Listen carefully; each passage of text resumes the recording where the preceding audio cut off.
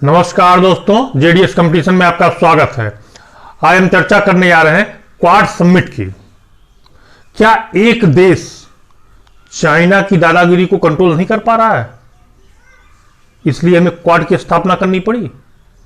आज मैं इस पर विस्तार से एक विश्लेषण प्रस्तुत करूंगा आपके सामने। पहले तो आप ये जानिए क्वाड है क्या। QUAD मतलब में क्वाड्रिलैटरल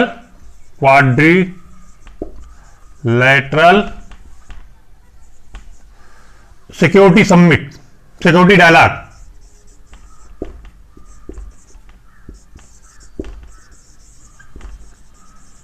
ये क्वाड का फुल फॉर्म हुआ और इसकी स्थापना 2007 में हुई थी। चार देशों ने मिलकर इसकी स्थापना की थी। कौन? जापान। यहां पर आप देख लीजिए एक रफली डायग्राम हमने बना दिया वर्ल्ड मैप का। जापान, ऑस्ट्रेलिया, इंडिया और इधर आपका USA, United State of America. इन चारों ने मिलकर क्वाड की स्थापना की। अब ये क्वाड संगठन वास्तव में उस समय किस उद्देश्य को लेकर स्थापित हुआ, तो पहले ये जानते हैं हम। चाइना को कंट्रोल करने के लिए कोई एक देश इस समय दुनिया में नहीं है। ऐसा हम नहीं कहते, जो बिडेन कहते हैं, अमेरिका के प्रेसिडेंट। लेटेस्ट स्टेटमेंट उनका आया हुआ है, चाइना को कंट्रोल करने के लिए कोई एक देश पर्याप्त नहीं पूरी दुनिया में। अब मिलकर ही हम सब मिलकर ही उसे कंट्रोल करेंगे।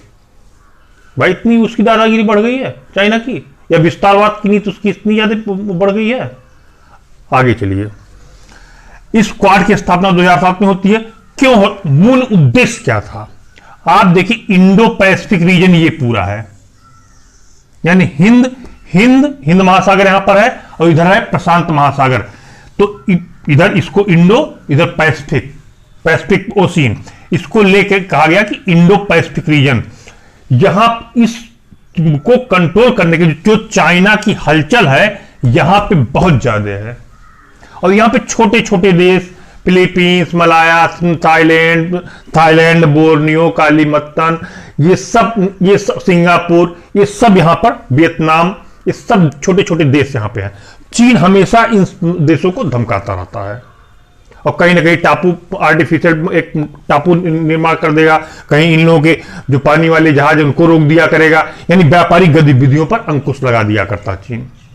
तो इन सबको देखते, और इतना ही नहीं, बगल के जितने भी पड़ोसी देश हैं चाइना से, सबसे उसका विवाद है चाइना का। मैंने इसके पहले भी वीडियो चाइना में बता दिया था, किसी भी देश से ऐसा नहीं है कि चाइना का विवाद ना हो, सबसे विवाद है। तो इन सब चीजों को देखते हुए दुनिया के 4 बड़े देश, लोकतांत्रिक देश, एक मंच को लेकर सामने आए जो वैश्विक मंच है, और क्वाड की स्थापना इन लोगों ने की। आप कैसे नियंत्रित? अब जब 2007 में इसकी स्थापना होती है तो चीन ने एक स्टेटमेंट दिया, इन चारों देशों से पूछा क्या ये संगठन चीन के अगेंस्ट है। चारों देशों ने कहा नहीं, ऐसी कोई बात नहीं है भाई, आपके अगेंस्ट नहीं है। हाँ, जो गलत हो रहा है, कहीं भी गलत हो रहा है, उसका हम विरोध करेंगे। अब आगे आप लोग आगे चलिए। जब चाइना यहां पे डिस्टर्ब करता है तो इन चारों देशों ने मिलकर जो संगठन यहां पे बना दिया, क्वाड संगठन बना दिया। अब उसके बाद में 2007 से 2017 तक इस संगठन में कोई डेवलपमेंट नहीं होता है।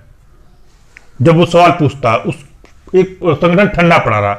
2017 में कुछ हलचल होती है, मिनिस्ट्रियल कॉन्फ्रेंस लेवल का हो सकता है, कुछ मीटिंग हुआ हो। लेकिन अभी 12 मार्च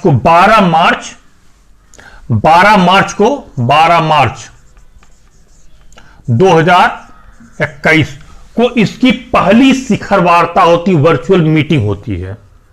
इन चारों देशों के हेड ने आपस में मिलकर बातचीत की।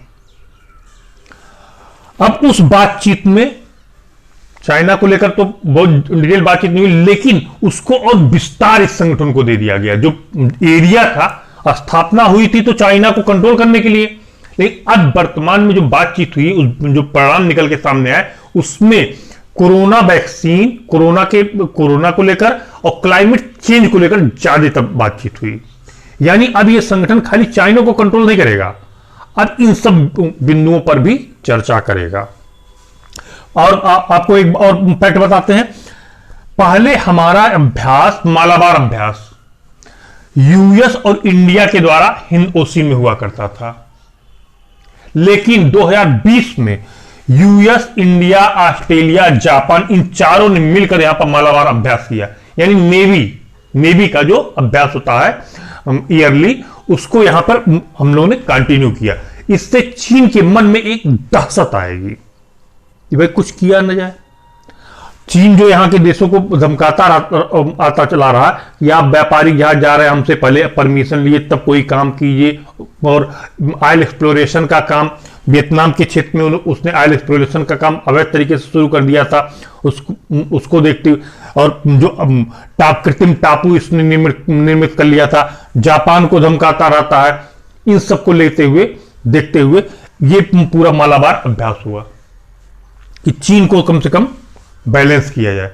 लेकिन यहां पर एक बात सामने आती है, क्या चीन इतना पावरफुल हो चुका है कि कोई एक देश को बैलेंस नहीं कर पा रहा है? अमेरिका भी बैलेंस नहीं कर पा रहा है।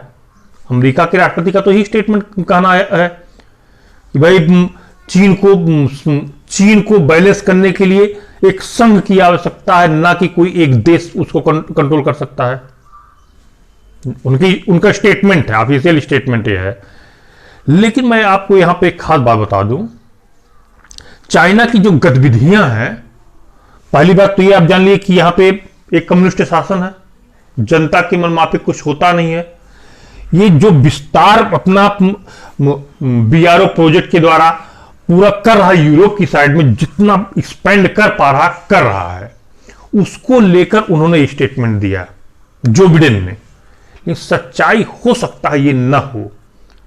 अमेरिका भी बहुत होशियार है, हो सकता है ब्लफ दे रहा हो चाइना को कि चाइना फूल के कुप्पा हो जाए, भाई हम दुनिया में सबसे बड़े शक्तिशाली देश हैं, औंधे मुंहगिरी है।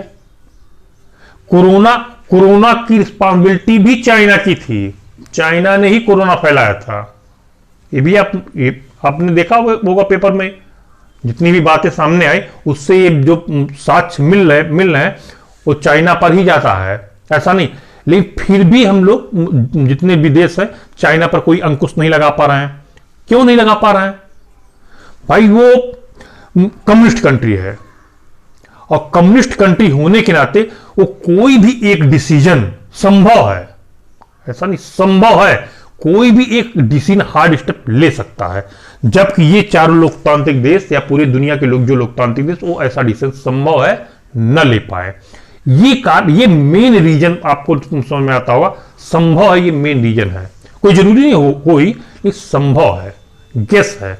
इसलिए ये क्वाड जो संगठन है, इसके द्वारा इसको नियंत्रित करने की कोशिश की जा रही है कि दहशत में आए, और जब दहशत में आएगा तभी कुछ बात बन सकती है।